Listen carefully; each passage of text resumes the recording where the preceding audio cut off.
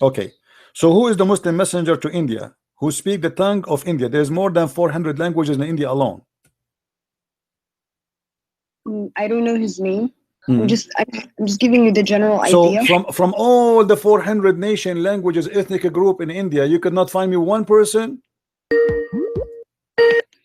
Hello. Hi, Christian Prince. Hey Sarah, how are you? Good. How are you? I'm all right. What do you want to say to us? I have one rational thing that. Okay, you as a Muslim, you have something rational for us. Give it to us. Go ahead. Islam is the only religion that actually unifies all the other faiths under God. That is a big fat lie, my friend. I'll tell you why, right? That's a big fat lie. Show it to me. Here we go. It's a challenge in front of it. I'm not insulting you. I'm just saying whoever told you that, he lied to you. Show me how Islam unify all religions under one faith. Go ahead. Well, our understanding is that there have been over 184,000 prophets. It's what? What? There's been over 184,000 prophets. 184,000 prophets. So we believe that all these prophets. Okay, what happened to those prophets? What is their names? I'm telling you the idea behind why I believe Islam is the only unifying religion. You see, you just said something proving Muhammad to be a liar, my friend, because you just said there's 184,000 prophets, and the Quran says in chapter 14 verse number 4, we never send any messenger except in the language and the tongue of his own people. Do you agree with the Quran or not? Of course. Okay, so who is the Muslim messenger to India who speak the tongue of India? There's more than 400 languages in India alone. I don't know his name. I'm just giving you the general idea. So from all the 400 nation languages ethnic group in India, you could not find me one person. Isn't it weird? You know, even though I don't know the names of the prophets. But this is not the problem. This is not the issue. The issue is that you are taken into consideration as a fact when it is something cannot be proven. I cannot say now that I have a God who sent to every nation. He sent 1 million messenger. Okay, what? Give me a name of them. I cannot. That's when I'm fabricating a lie. Did the Hindu mention any prophet is a Muslim prophet before? No. Did the Indian from any religion? There's tons of religion in India. Did they mention that? No. What about the Chinese? What about the Japanese? What about all the Asian nation? Where is those messengers? Nobody heard of them. Did your God Allah He send a messenger to the Indian in America and North America or South America? So this is a big fat lie. This is alone is a proof to us that Islam is a false religion. Secondly, when you say that Allah He sent 184,000 messenger, but yet still He cannot make us Muslims, this means He's a big failure. No, he's not a failure. I'll tell listen, you lady, listen, lady. When he sent 184,000 messenger, did he send books with them? I don't know.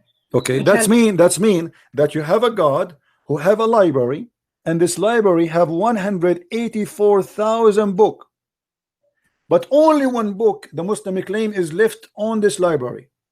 Your God is the worst librarian ever in history. He could not preserve the 184,000 books, and he lost all of them except one. That is the Quran. How we can trust this God to be God? Imagine you have a guy, you give him a key for a building, and he have inside this building 184,000 book, and then we come back after many years, and then we open the building and we find that in this building there's only one book in the shelf. How funny this guardian for the book is. He will spend the rest of his life in jail, and nobody will believe that he lost them.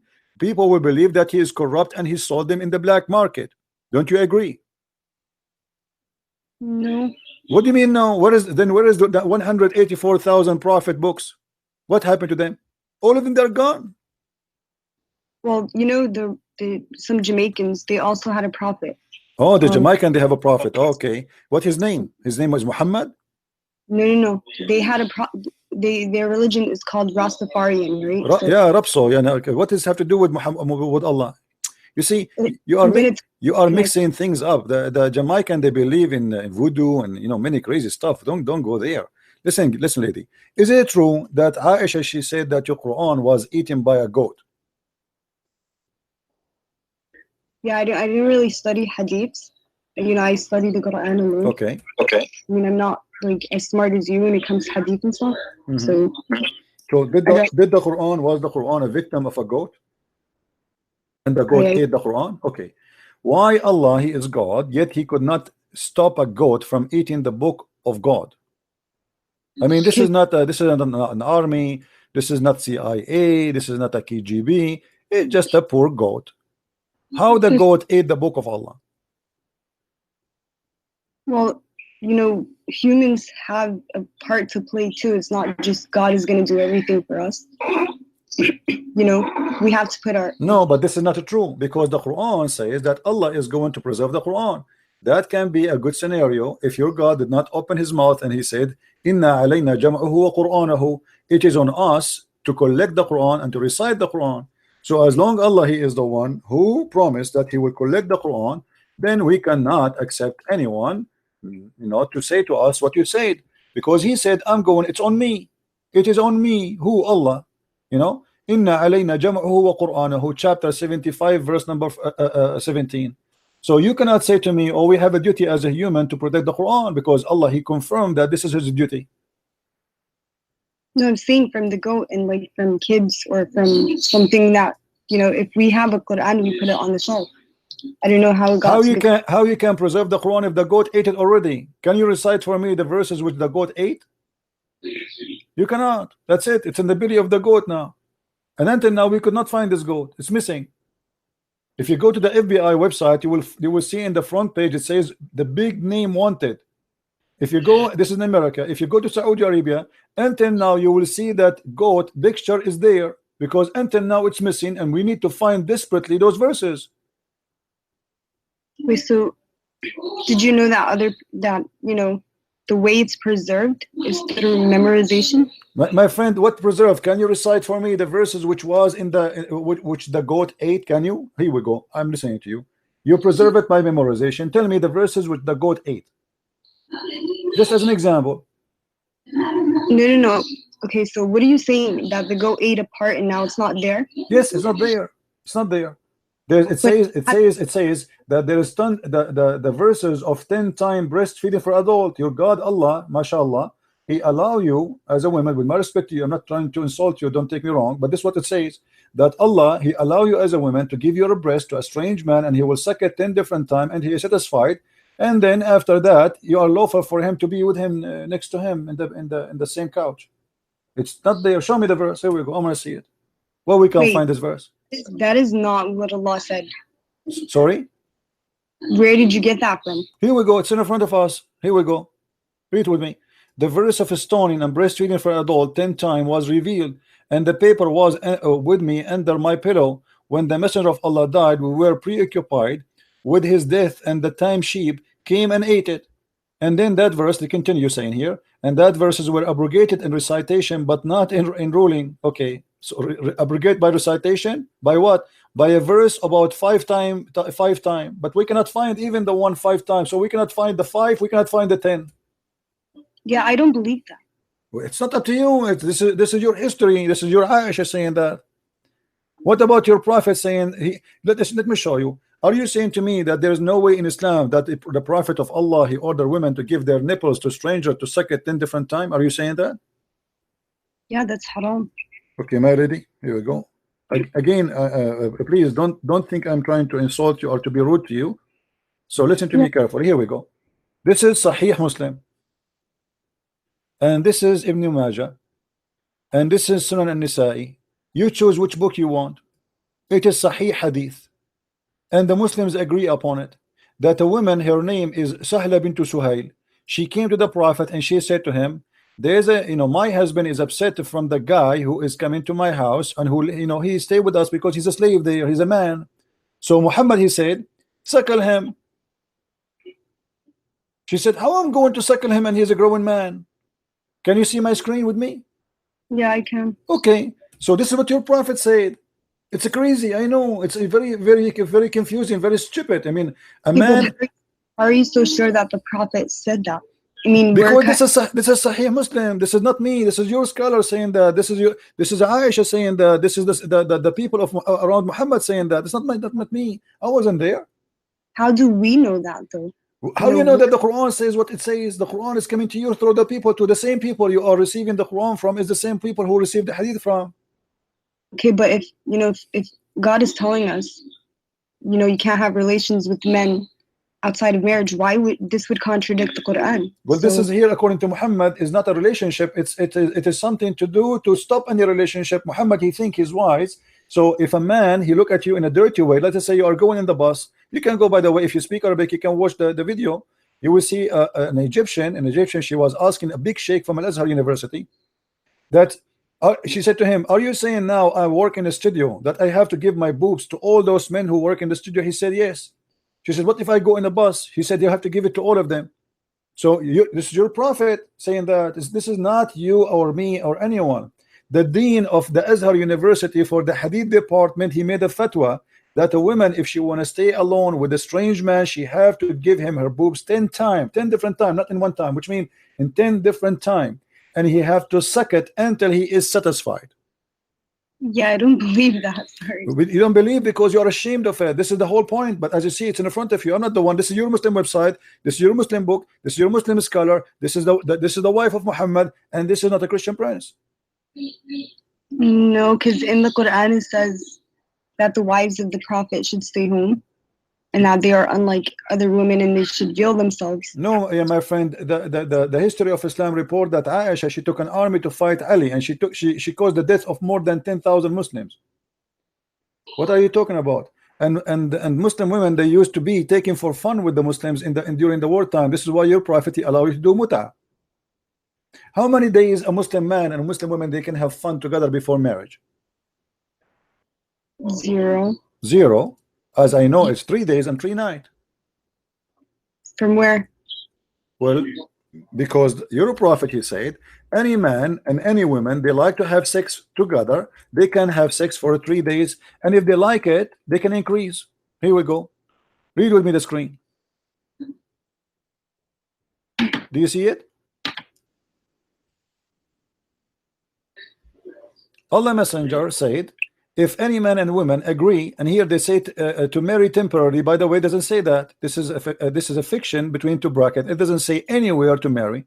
So if any man or a woman agree to have 3 relationship, it doesn't say marriage. Here we go. Let me show you the Arabic. I don't know if you know Arabic. أيما رجل وامرأة توافقا فعشرة ما بينهما 3 ليال فإن أحبا أن يتزايدا أو يتتاركا. So any man, any woman, they like to have relationship together for 3 nights. If they like, they can increase, and if they like, they can separate. So how are you going to prove to us that these hadiths are actually the sayings of the Prophet? Because I don't really believe it. You need to prove it to me, not me proving it to you, because you are the Muslim. You are the Muslim who believe in this garbage, my friend, not me. This is Sahih Bukhari. I don't believe in anything Muhammad he said. I don't believe, even if he speak in front of me, I believe this man is a big fat liar. So I am showing you your book. This is not my book. This is Sahih al-Bukhari. This is the most authentic book after the Quran. This is number 2. I told you that I don't believe in hadiths. I never actually studied hadiths. Or felt it was part of my faith. So you believe in the Quran? Yeah. Let me ask you, do you watch cartoon? Yes, I do watch. I like cartoon. Me and you, so we have something to share. Let us see. What about the Quran? It speak about that Sulaiman, he have an army of a chicken and army of genie and a human. Do you believe in that?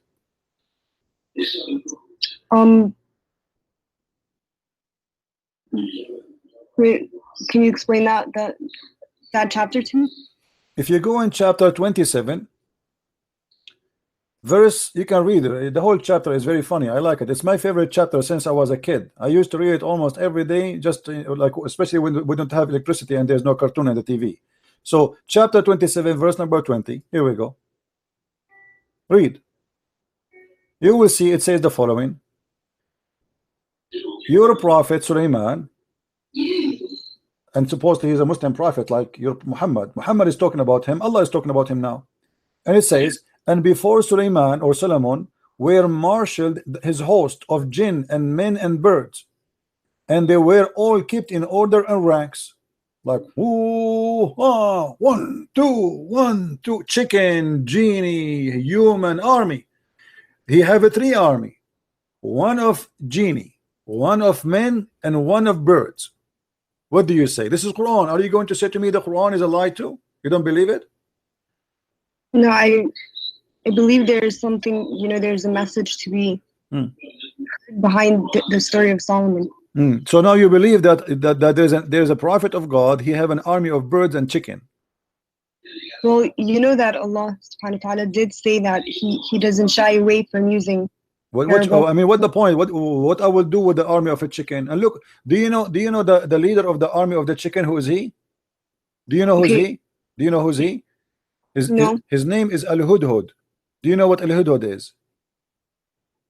No. Okay, here we go. It says here, and he took a master of the bird, the master of the bird. Okay, this is a general. Do you? Let me show you. Do you speak Arabic? Yeah. Okay. If we go now and search for what Al-Hudhud mean, give me a second to show it to you on the screen. Okay.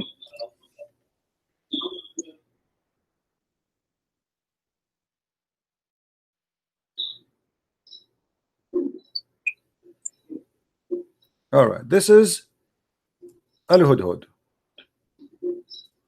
Let us put it in the screen. Small, tiny bird. And obviously Muhammad, he chose him to be the general because he have something in his head. It looked like a rank, huh? I mean, it makes sense. So this is Al-Hudhud. There's many pictures of him. I don't know if you get an idea now. Did you get the idea which one we are talking about? No, I can't see the You can't see the screen? Look at the screen. Yeah, all I see is the clouds. Okay, now I see it. Okay, this is the Hudhud. According to your Quran, this is General Hudhud, who is in charge of the army of the birds. What do you think? Your God is telling us a true story, or this is something for cartoon for kids?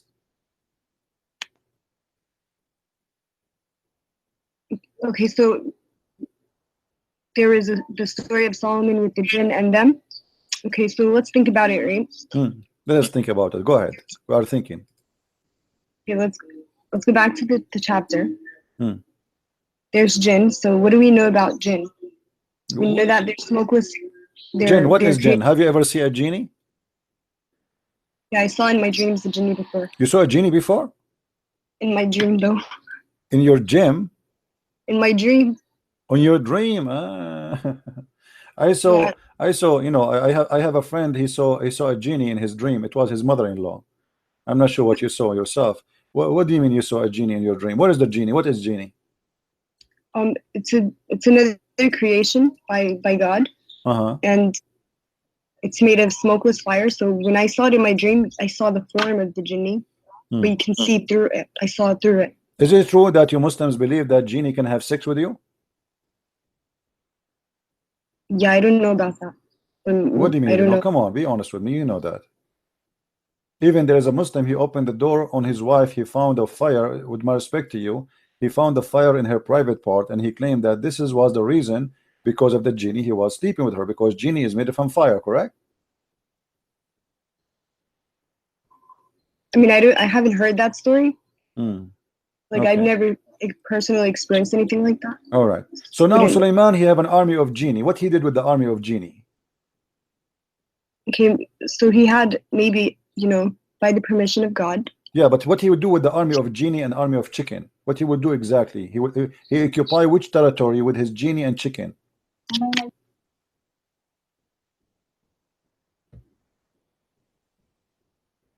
Okay, so was he leading a battle in that particular chapter?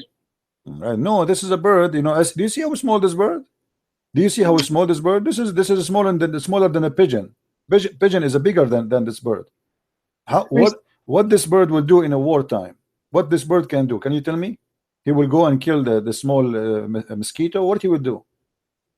If there is a lot of them, they can do some damage. Yeah. Man, yeah. But do you know what this bird is about? This bird, according to your God, he have a special qualification. He can see and find women who have no hair in their legs.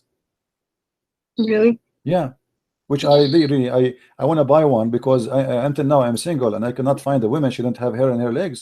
So I want to get one like this.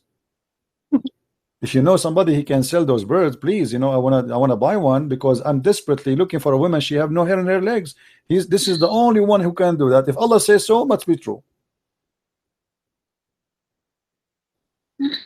Are you laughing? Okay, so anyway, you said so. So Solomon. Sarah, let us do this, Sarah. You said to me that okay. you as a Muslim, why you are a Muslim? I mean, look at this. This is can't you tell this is really crazy? I mean, what kind of God? Who is going to believe those? Like, have you heard that Sulaiman, he heard the speech of the ant? Did you hear about that story? That Sulaiman, he heard the speech of the ant?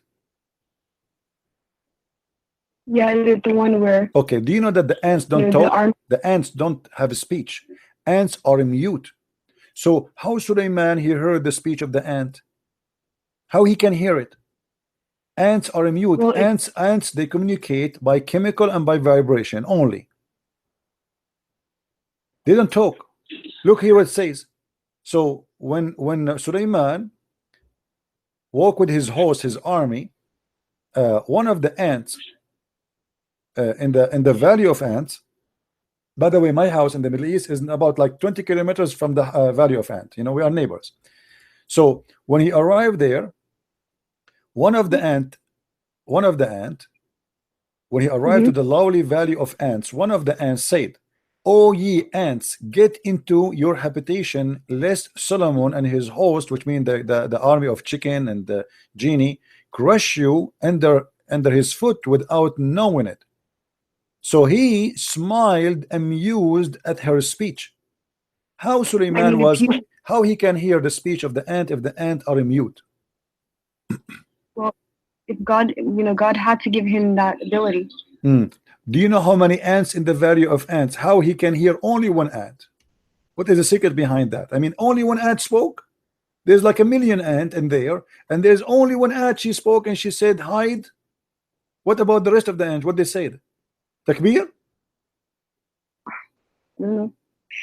But I'm saying that if just like Isa, Jesus, he was given powers by God.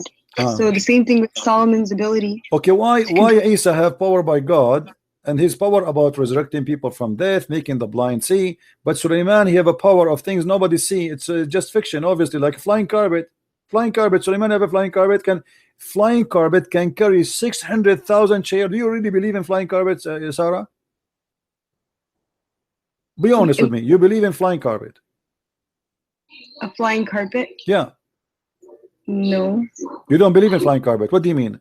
I saw it in Alibaba. It's true. Well, I've never seen a carpet flying, so I don't know. I saw it in the cartoon. It's true. As long as it's in the cartoon, must be true. So are you saying to me that you will not believe in a flying carpet if I show it to you now, a cartoon? No. I mean, I'm really surprised. I thought cartoon is the best way to make you believe in something. Well, hold on. You just said that you don't believe in a flying carpet, but this is in the Quran. Yeah, but I'm saying that Allah did tell us that some of the stories are metaphorical, or they're no, those are not metaphorical. Those are not metaphorical. This is about a flying carpet, and we can show you what even your prophet said about them. There's nothing metaphorical. Sulaiman الريح عاصفة تجري بأمره, chapter 21, verse number 81. If we go, just to show you, I'm not making things up, I will go to the interpretation to show you what interpretation says. So you will see that Christian Prince, he have nothing to say from his own. Okay, let us go.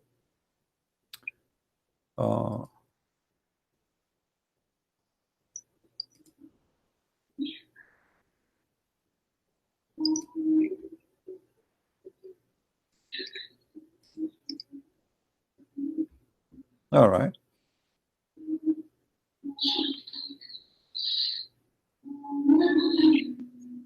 Here we go.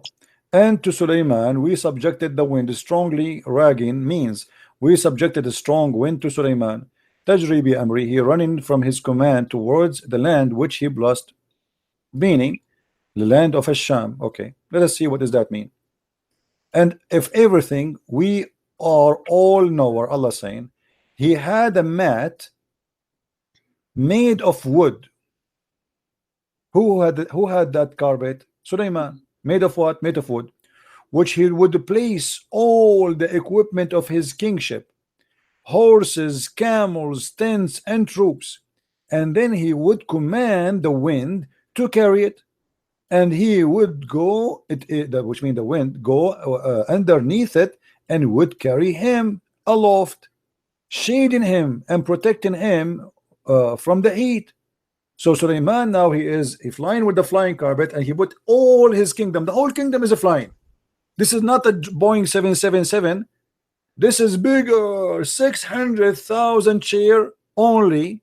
This is chairs, plus all the animals, plus all the chickens, plus all the elephant, all the horses, all the war equipment, everything in the top of the flying carpet.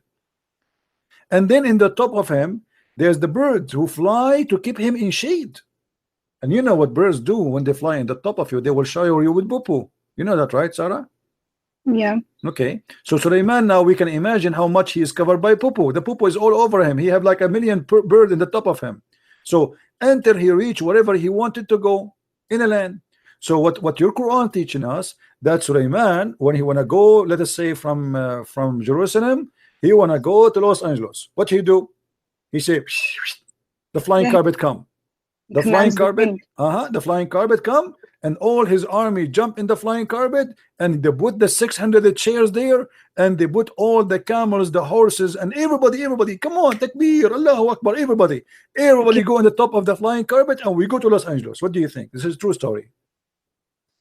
So I think that the message of that story is that God gives powers to whom he wills. You know, so for Solomon, it would be the control of, you know, the wind, the jinn. What else did he do? So you really believe in the flying carpet. I remember just 5 minutes ago when you told me you don't believe in flying carpet. Now you are saying you believe in the flying carpet. Told you so the message of it is that God gives powers to whom he wills. Yeah, but this is not power. This is flying carpet, my friend. This is not power. This is a flying carpet. What power? This is a flying carpet. Do you really believe in flying carpet? Do you believe that there is somebody can fly with his kingdom? We fly in airplanes today. I bet you. But airplane is not a flying carpet. There's an engine and there is etc. and cannot carry 600,000 chairs. 600,000 chairs is bigger than a city. Yeah, but we're capable of building an airplane, and no one knew that before. Hold on, but there is a huge difference between this and that. You know, this is a flying carpet. You order it by order. Hey, flying carpet, the flying carpet carry you, and all the kingdom is carried. This is cannot be true. Why the Jews? Why the book of the Jews, the Bible, did not mention the flying carpet of Sulaiman? I mean, why they are hiding it? What do you think? Do you think the Jews, they saw it in auction? They cut it apart and they saw it. Why the Jews in their holy book did not tell us about the carpet of Sulaiman?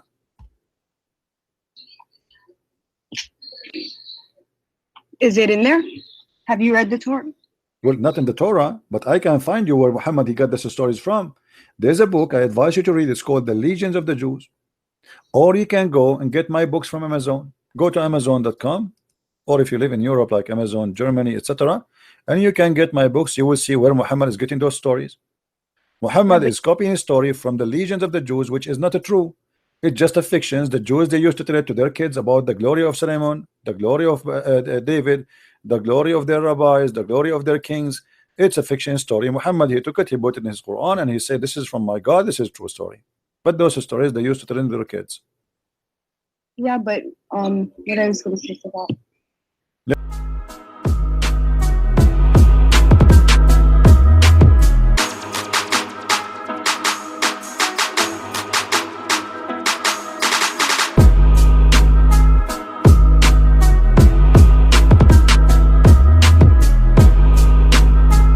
but obviously this is a lie. As an example, in the Quran there's a story about the 7 sleepers in chapter 18. 7 sleepers. Everybody knows that this is a story written by a Christian. He is from Syria. His name Bishop Yaqub, and he wrote a story for the youth to encourage them to handle the discrimination. It's a fiction story. See, that's my point, is that there's, behind the stories, whether in the Torah, the yeah, Bible, but your God, the problem is your God, he take the story from this guy, which is a fiction story, and he speak about it as if it's real story, and he claims it's coming from Allah. Imagine I write a book. Imagine Shakespeare, he write a book, and then your God, he take the story, he says, I am the one who wrote the book of Shakespeare. The thing is that, from the Bible and from the Torah, this is the same God that's talking. No, it's not the same God. My God, hold on. We're not the same God. Your God is not exist. Your God, is a pagan God. As an example, why your prophet he kissed the black stone? Why your prophet he kissed the black stone? I mean, you read that in Hadith, didn't you? Well, I read that in the Hadith. Don't you pray in the direction of that stone today? Don't you? Yeah. Do you know it's the golden ratio of the earth? The golden ratio. This is have to do with what? That's a sign for mankind. This is a sign for mankind. What? This is the Trinity. Golden ratio is 1 to 2. That's means Trinity. Do you Muslim believe in the Trinity? So of the universe, the earth, I mean. I know, but the golden ratio is 1 to 2, 3. Trinity. So do you believe in the Trinity? No, I don't believe in the Trinity. So why you are mentioning the golden ratio? You have nothing to do with the golden ratio. What golden ratio? The golden ratio, where we see it in in God's best creations, even the human face has the golden ratio. My friend, I'm not an atheist. I believe in God. You don't tell me that. This is something you tell to somebody who's an atheist. This is not my business now. I'm asking you why you Muslims pray toward a stone, in direction of a stone, bow in front of a stone, and you kiss a stone. If you are a person who worship the God of Abraham, the God of Moses, and you don't believe in the paganism, why you kiss stones and go around the stone and bow down in front of a stone? Tell me. So the Qibla was changed, right? This is not the question. Why you kiss a stone, pray in front of a stone, pray in direction of a stone, go around the stone? This is the question. It's I don't know the answer. I can't tell you the answer. Yeah, because you're a pagan. That's the whole story. People who kiss stones, people who think stones are holy, they must be pagans. As simple as that. There's no holy stone. But stone are is they stone. Stone? Huh? They're not worshiping the stone. So why you kiss the stone? Tell me. You don't worship the stone, so why you kiss the stone? People kiss food. No, this is okay. Hold on. I kiss food. I kiss food as a symbolic for being thankful for God because I eat it. Okay, do you eat the stone? No. Okay, so why you kiss the stone? Give me the reason. I kiss my mother as an example. I kiss her hand. Huh? Does that mean I worship my mother? No, but this is my mother. Why you kiss the stone? She is your mother? I think people, kiss it because they love the Prophet. And why the Prophet kiss it? Okay, people they kiss, guys. This is a good answer. She's smart. People they kiss the stone because they love the Prophet. Okay, why the Prophet he kissed the stone? I don't know why he did that. Because he's a pagan. Obviously, he's a pagan man. You Muslims, you follow Muhammad blindly. It doesn't matter what he do. He kisses a stone. We kiss a stone. I don't want to be rude with you. What if Muhammad he kiss a donkey? Are you going to kiss the donkey too? What if Muhammad he tie a donkey to the Kaaba and he kissed the bum of the donkey? Are you all of you Muslims you will kiss the donkey just because he kissed a donkey? You do know that his job was to deliver the message, and he's done that. What message? He made a message says any woman she want to take off her panty. Is that the message of God? Any woman she want to give her panty off to me, she is welcome. This is a message of God? No. Okay, so why he gave that message? What does this message have to do with Islam? If Islam is about worshiping God, why God he claimed that he gave Muhammad verses saying any woman she want to take off her panty to Muhammad, she is welcome? What is this message is about? Tell me. Yeah, that sounds like someone corrupted it. Thank you very much. Here we go. We are getting closer. So that's mean the one who corrupt this verse must be the one who have the benefit of the verse. Do you agree? But I don't think that the Quran is corrupt. I think that hadiths have been tampered with. Yeah. Okay. That's a good idea. But you agree that that idea must be a corrupt. But my friend, this is in the Quran. It's not in the hadith. And you agree that this must be corrupt. So it doesn't matter where we find it. You say you thought I'm speaking about the Quran, about the hadith, so you said yeah, I agree, it's corrupt. But now because I said it's in the Quran, you will say no, it's not corrupt, right? You will swallow your tongue again, or you will be honest. You will be honest. You will stay and you say yes, must be corrupt. Well, I don't believe the Quran is corrupt, and I have many reasons. Yeah, but you are the one a second ago you said that such a verse or such a statement must be corrupt, and you thought this is hadith, but this is Quran. Yeah, because in the Quran it says, and do not, don't go towards the fahishat, right? And one of these is... My friend, why Allah, let me repeat the question for you, and you are the one who said it must be corrupt. I said, why Allah will make a verse says to Muhammad that Muhammad told, Allah told Muhammad, any woman she want to give out her panty to him, she is welcome. You said this must be corrupt. Okay, this is Quran. So I'm repeating the question for you. Why Muhammad he need a message like this? What Islam have to do with this? What the message of worshiping Allah have to do with any woman she want to take off her panty to the Prophet, she is welcome? What that will do to Islam? Wait, can you go to that verse? No problem. Chapter 33, verse number 50. Here we go. Here we go. And this is only a privilege to Muhammad. Only a privilege to Muhammad. Any believing woman and any believing woman who dictate her panty to the Prophet, if the Prophet wished to with her, actually it doesn't say, it says to sleep with her, and this is only for thee, not for the believer. Isn't it obvious that this is a corrupt verse made by the corrupt man Muhammad for the benefit of Muhammad? Who is the only one who get the benefit of this privilege? Muhammad. It's like making a fake insurance policy. The first thing the police will investigate is the one who get the benefit from this policy. If somebody kills somebody and this body he is going to inherit the policy of, let's say, life insurance, then the police the first thing they try to check is the one who get the benefit of the insurance, because he's the one who get the benefit. Who is the one who get the benefit here in this verse? Muhammad. Any believing woman, she want to give her panty to the Prophet. Why God? What Islam have to do with this message? What Allah have to do with this message? That any woman she can give her panty to the Prophet. I think that says so. What do you mean God so? Why God want to say so? This is the question. What this have to do with Islam? I want to be a Muslim. Okay, and now God is saying any woman, including my wife, my daughter, she want to take off her panty, put her legs up to the Prophet. What is that? That's not what it says. This is what it says. Any woman she can give herself to the Prophet, and not only that, Muhammad. Hold on. After that, Muhammad he start receiving ugly women. They want to sleep with him, and Muhammad he look at them. They are disgusting. So look what he did. He made the verse right after it. He says, "Thou mayst defer who the one who turn away from him, or the one who choose." So Muhammad he can, okay, let us say you come to him, he don't like how you look like, maybe you're older, so he say, okay, this is too much, too many women, they are coming to sleep with me, so what I will do now? So he made a verse says that Allah told me I might choose and I might delay the one later. So Muhammad here is giving himself more excuse to use and abuse women, because there's many ugly women, they start coming to Muhammad, and the reason they want to sleep with him, because if they sleep with Muhammad, they will be considered as women of Muhammad, and that means they will have a free food forever, they will have a retirement plan, they will have respect of the believers, because that's it, they are the, excuse my language, they are the bitches of Muhammad. You see the gang, you see the gangs, they say like, excuse my language, I don't want to use a bad word, but yeah, you should respect the dead. I mean, let them rest in peace. I'm not respecting him. This guy, obviously he is, I'm not talking about your dad. What your dad? Talking about your Muhammad. You called the females the B word. This is what it says. This is about those are the whores of Muhammad. They are not his wives. They are offering themselves for sex. Not true. If somebody's offering themselves for marriage, that's completely... This is not marriage. This is not marriage. Muhammad, he have 13 women already. Name for me one woman she offered herself to Muhammad. She became his wife. Go ahead. Do your best. I'm listening. Yes, they married for tribal... No. Listen to me carefully. Those women who offered themselves, name for me one of them, she became his wife. None. Does it even name the females in the Quran? None of them. None of those, because they are not considered all the females. There's no limit. It's a privilege for the Prophet only. So Muhammad is looking for women to take off their panty. It doesn't matter who they are. But Muhammad already have 13 wives. Why he need more?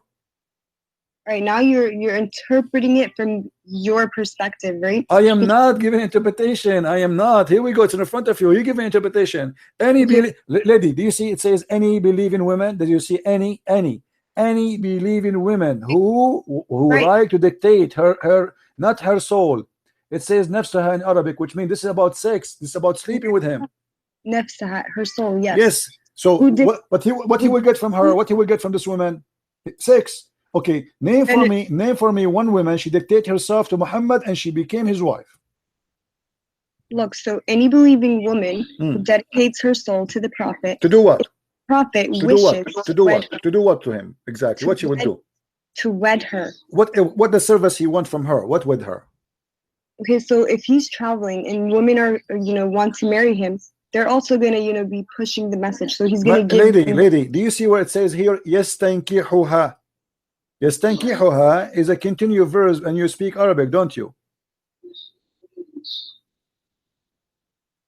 Okay, so is it continue? Is it continue? Yes or no? Am I lying? It's ing to f her. This is not to marry her. You marry only once. Okay, not so why does it say the Prophet wishes to wed her? What does that mean? What is with her? There's no with her here. Same time, name for me one woman of those women who offered themselves. He with her. He slept with her, yes, but not even one of them became his wife. Otherwise, name one for me. Go ahead. What does wed mean then? Marry. But there's no marry here. It's the word is just tankiha. Yankahu in Arabic mean to f, the f word. The word marriage in Arabic is zawaj. You speak Arabic like me. تزوج تزوجنا تزوجوا زوج يزوج تزويجا. يستنكحوا. This is nikah, the actual verb of the sex, of the f word. Okay, so, and nikah in Arabic means marriage. No, let me show you. Here we go. I will show you from your Islamic website what is the nikah mean. Give me a second. Here we go. We don't make things up, lady. We don't. Everything we say we prove.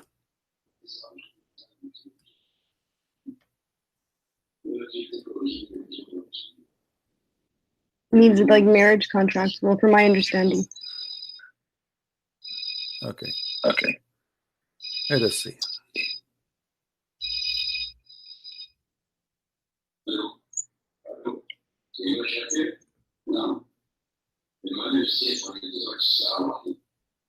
All right, look with me on the screen. I will show you on the screen now. This is alislam.org website. Do you see the top? This is not a Christian website. All right, alislam.org. I think it's clear for you, right? Yeah, I don't see it. I see the clouds right now. Okay, do you see it now? Maybe it take time to come to you. You see it now? No, not yet. Okay, it will take maybe a second. So this is alislam.org. This is your Islamic website, and it says it clearly that the word nikah literally mean intercourse. Okay, so read with me carefully. In Islam, marriage is not restricted of a platonic relationship between a husband and wife, nor it is solely for procreation. The Islamic term of marriage is nikah. You see it? Literally means sexual intercourse. So marriage is about that. Are you sure you're saying? I'm not saying that. It's you who's saying that. There's no marriage in Islam. You don't use the word marriage. You say the F word. We, as an Arab Christian, we use the word zawaj. You, as a Muslim, you use nikah, the F word. What is marriage? So this is the same word is in the Arabic Quran. It says yastankiha, which means to do intercourse with her. Thank you very much. Okay. So any Muslim women, she want to do intercourse with the Prophet. Why? Okay, but within marriage. Why? Well, there's no marriage. What marriage? I just told you, give me one woman. She gave herself as a gift to the Prophet to yastankiha. She became his wife. Give me one. You cannot. There's none. He slept with many women, but there's none of them became his wife because it was just for fun. Now, why Allah he need to make a verse for Muhammad that any believing woman she can give her panty to the Prophet? What is the benefit of Islam for that? Muhammad already is not a single man. You see, if Muhammad was a single man and he's trying to find Muhammad a woman to marry him, I will say, okay, the guy he is trying to find a woman to marry him, to be with him. But the guy, he have tons of women, he have many sex slaves in the top of that. Why he need to make such a verse? Says any woman she wanna sleep with me, she is welcome. And he claimed that the one who said that is Allah. Yeah. Why? I mean, everything that's in the Quran is the word of Allah. Yeah, this is what I'm saying. So why Allah need to make a verse says any woman she can give her private part to Muhammad? Why is that? What that will benefit Islam with? What is the point? Muhammad is a man busy with God. He's a prophet of God. This guy, he should be not have time for women. But look, he make tons of verses, and this is a privilege only for him. This is not even for the Muslims. It's only for him. There's no other Muslim can do that. Isn't it obvious that this is Muhammad? He himself is a corrupt man, and he's fabricating words that he claimed that God he gave it to him. I mean, so I don't know why Allah would tell him to do that, but I can only guess. Yeah, guess. Okay, guess. Let us see. Guess. Go ahead. And I'm listening. Why? Guess why? Why Allah gave him that privilege? I guess to entertainment. You think Muhammad is bored at that time? There's no 4K TV, and he cannot watch porn. So Muhammad, he wanted some women to take off their panty for him. No, I don't think that's it. So what the reason? What the reason? He had many wives already. So what the reason? That's one of the guesses that we could assume. Okay, so this is a right guess then. You said, yeah, because you accept it. Okay, what else? Or it could be that, you know, to build relations, like to network in relation by women only. This guy, he want to build relationship in the network, guys. He want to open many Facebook with many women, and they take off their panty. For what does this have to do with relationship? Do you know how important women are? Like, they play such a huge role when it comes to communities. Aren't you the one who told me a second ago that women, they have to stay at home? And now you are saying to me they place a great place in society. What society? Those are believing women already. They are believing women, so they are Muslims. He's not even converting them. They are believing women. They want to take off their panty to the Prophet to do what? Entertainment. Obviously, it's about sex. There's nothing else. Does it say he want to spread Islam with them? He want to do what he would do? The only thing is he's going to F them. As simple as that.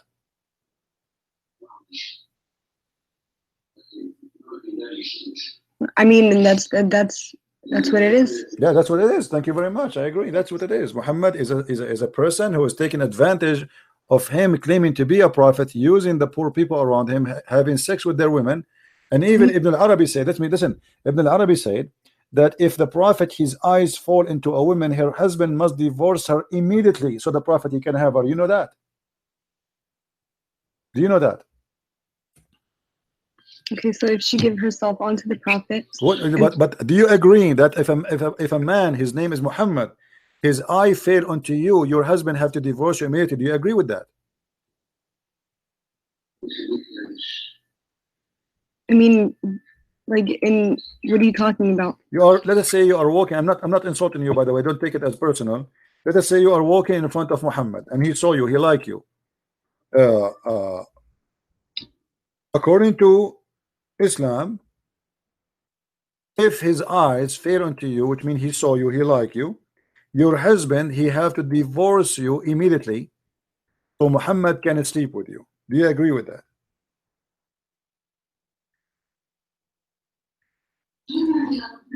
No.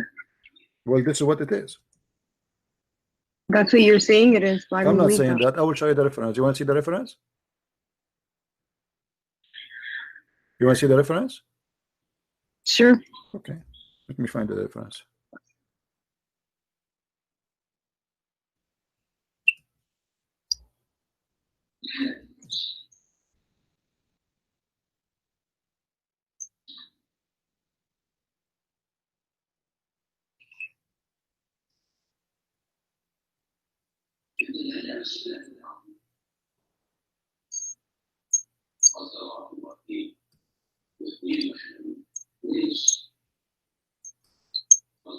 Let's see.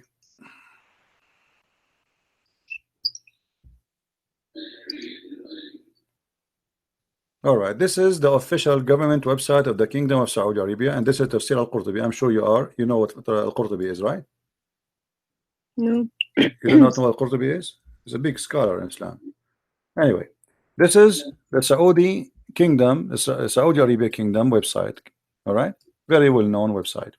This is Tafsir al-Qurtubi, and here Ibn al-Arabi is speaking about the privilege of the Prophet, and he is saying there's 16 of them. All of them, or most of them, is about women and sex with women or with money. Look what he say here.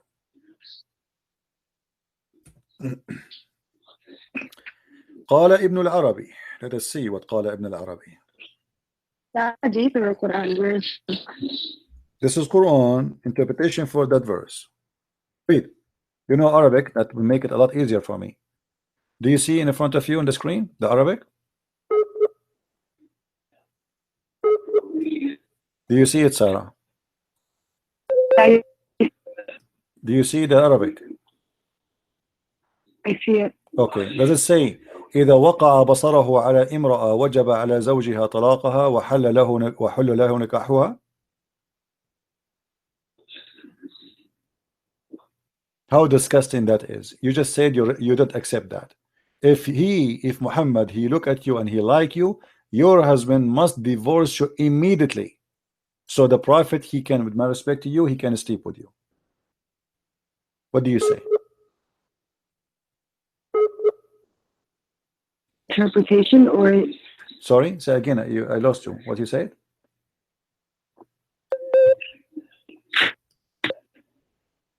where in the Quran that is? This is the interpretation for the Quran. It says clearly that if the Prophet of Allah, his eyes fall into a woman, her husband, he must immediately divorce the woman, so the Prophet, he can F her immediately. Why? I know, but can you tell me which chapter in the Quran that is, so I can read it for myself? This is the same chapter we are talking about, lady. I know you are not listening to me. This is the same chapter. Listen, this is the same chapter, chapter 33, verse number 50, and this is Tafsir al-Qurtubi, and this is the official government website of the Kingdom of Saudi Arabia. Let me show you the banner, so you will see I'm not making things up. This is Tafsir al-Qurtubi, and here I will show you the Saudi Arabia banner address. Here we go. All right. Do you see it? Do you see the screen? Quran.ksu.education.edu.sa, Saudi Arabia.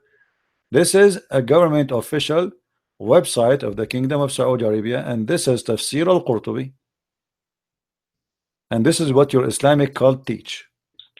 This is cannot be a prophet. This is a scumbag.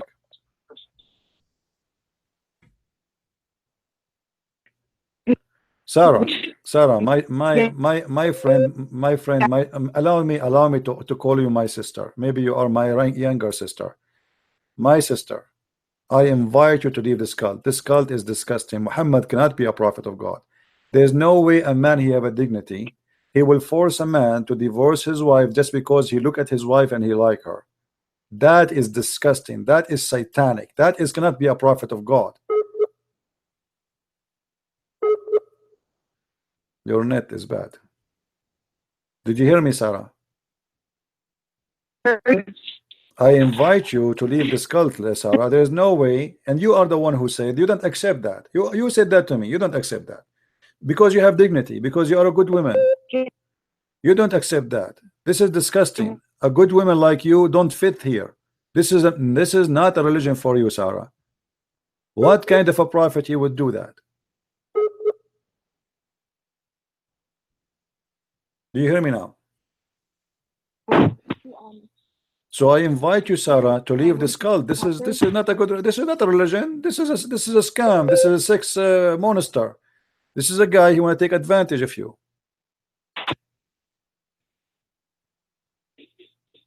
Did you decide to leave Islam, Sarah, or not yet? Did you decide to leave Islam? Say yes. Leave this cult. This is satanic. It's obvious. Go and follow the holy Jesus, the holy name. Follow the holy Christ who never commit a sin. Why in the world you want to follow such a man and you ignore the best of the best, the Messiah, the Messiah, the best of everyone? There's no one like him. Why you want to follow a man like this? What kind of a man? This guy is not even qualified to work a gardener for you. You don't even trust him to be in your house. Your husband will not even trust him to be alone with you. Sure, he was known as trustworthy. Say again what? One who is trusted. Say again what? He was known as an Amin. What Amin? This is Amin? Did you hear the story of your prophet? He went to his own son and he flirted with the wife when she's married to him. What Amin? Amin means trustworthy. Muhammad, he went to Zainab. Listen, what Amin? Muhammad, he went to Zainab when the husband was not there, and he flirted with Zainab, and he said to her, praise be to Allah, the one who made my heart flip for you. This is trustworthy. What kind of trustworthy? Imagine I go to visit you, and I am your father-in-law, and then when I see you, I flirt with you, and then you tell your husband, and then I take you from your husband, and then I sleep with you. This is the trustworthy? Take care, Sarah. Take care. Take care. Muhammad is trustworthy. If this is trustworthy, what trust garbage is?